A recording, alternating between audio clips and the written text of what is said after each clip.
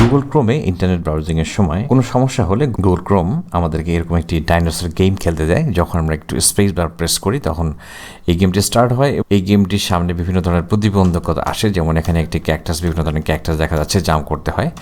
তো যদি কোনো কারণে এই ক্যাকটাসের সঙ্গে বাধাগ্রস্ত হয় কোনোভাবে জাম্প করতে গিয়ে বা কোনোভাবে ধাক্কা খায়, তাহলে সেই গেমটি ওভার হয়ে যায় বা ডাইনোসরটি মরে যায়। এবার লক্ষ্য করুন যে এই ডাইনোসরটি ঠিক উপর দিয়ে উড়ে যাচ্ছে এবং নিচের যে ক্যাকটাস বা পশু পাখি এটাকে কোনোভাবে আক্রমণ করতে পারছে না, ডাইনোসরটি মরে যাচ্ছে না।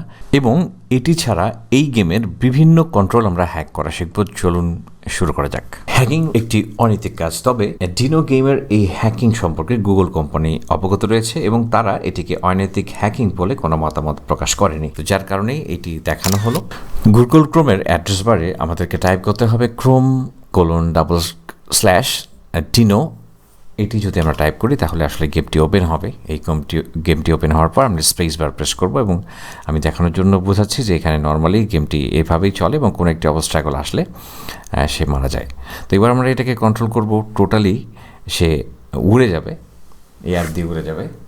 তো এখন আমরা এই জাস্ট ডাইনোসরটাকে আকাশ দিয়ে উড়িয়ে নিয়ে যাব। তার জন্য ডান বাটন ক্লিক করে ইন্সপেক্টে চলে যাব এবং এখানে এসে দেখতে পাচ্ছি আমরা কনসোলে এসে আমাদেরকে টাইপ করতে হবে যে রানার লেখার পরে রানার চলে আসলে এখানে ট্যাব কি, দেখুন ট্যাব লেখা রয়েছে, ট্যাব কি প্রেস করব এবং এরপর এখানে ডট আমরা লিখব ইনস্ট্যান্স এ চলে এসছে। এখন ট্যাব কি প্রেস করব, এরপর টিরেক্স এরপর আমরা ট্যাব কি প্রেস করছি এবং এখানে লিখতে হবে গ্রাউন্ডিপস।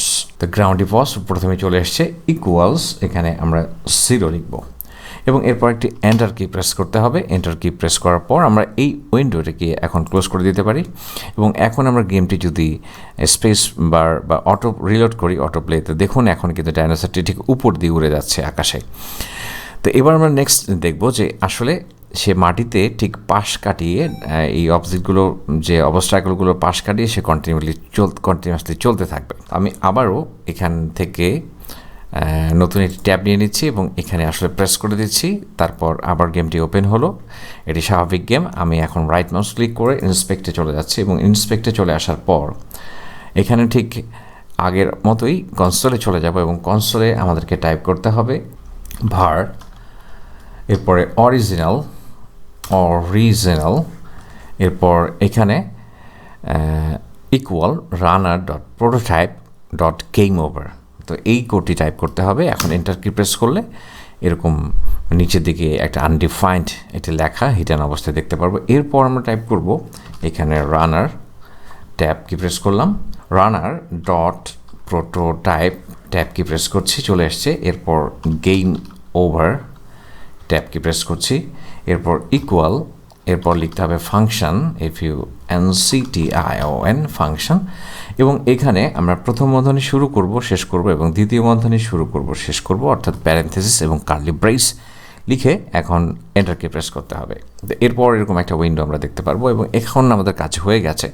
এখন ওটাকে ক্লোজ করে দিচ্ছি এবং লক্ষ্য করুন এখন কিন্তু এই গেমটি চালু হয়ে গেল এবং এই অবজেক্টগুলো যে অবস্ট্রাগলগুলোর পাশ দিয়ে সে অটোমেটিকলি স্মুথলি চলে যাচ্ছে। তো এই গেমটির টোটাল কন্ট্রোলের কোডগুলো আমি আপনাদেরকে দিয়ে দিচ্ছি এবং ডিসক্রিপশনের লিঙ্কটি দেওয়া থাকবে।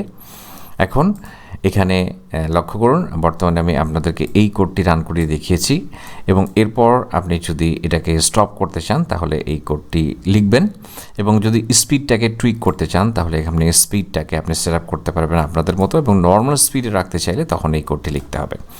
এরপর এখন যদি এই স্কোরটাকে আপনি আপনার মতো করে বাড়িয়ে দিতে চান, যে স্কোরটি বাড়িয়ে শুরু করবে, তাহলে এই কোডটি লিখে আপনি আপনার কাঙ্ক্ষিত এখানে স্কোরটি বসিয়ে দেবেন, সেখান থেকে স্কোরটি স্টার্ট হবে এবং এরপর যদি জাম্পিং হাইটটাকে আপনি কন্ট্রোল করতে চান তাহলে এখানে জাম্পিং হাইটটাকেও আপনি নির্ধারণ করে দিতে পারবেন। এবং এরপর একটু আগে আমরা যেটি দেখলাম প্রথমেই সেটি হচ্ছে যে এটি ঠিক আকাশে উঠছিল, তখন এই কোডটি লিখেছিলাম আমরা এবং এরপর যদি এটাকে গ্রাউন্ডে আপনি আবার নিয়ে আসতে চান সেক্ষেত্রে আবার এই গ্রাউন্ডের পজিশনটি এখানে বসিয়ে দিতে হবে। এবং মজার ব্যাপার হচ্ছে যদি আপনি টোটাল গেমটি চান যে অটোমেটিকলি সাইডেও যাবে না, উপরেও যাবে না, একদম স্মুথলি প্রত্যেকটা স্টেপ নিজে নিজে খেলবে, তাহলে অটো প্লে করতে চাইলে এখন টোটাল কোডটি এখানে টাইপ করতে হবে। তো আশা করছি এই হ্যাকিংটি মজার লেগেছে। আপনি যদি এই ধরনের ভিডিও দেখার জন্য উৎসাহিত হন তাহলে অবশ্যই কমেন্ট করে জানাবেন এবং পরবর্তী ভিডিও দেখার আমন্ত্রণ জানিয়ে পর্ব এখানে শেষ করছি। খুব ভালো থাকবেন।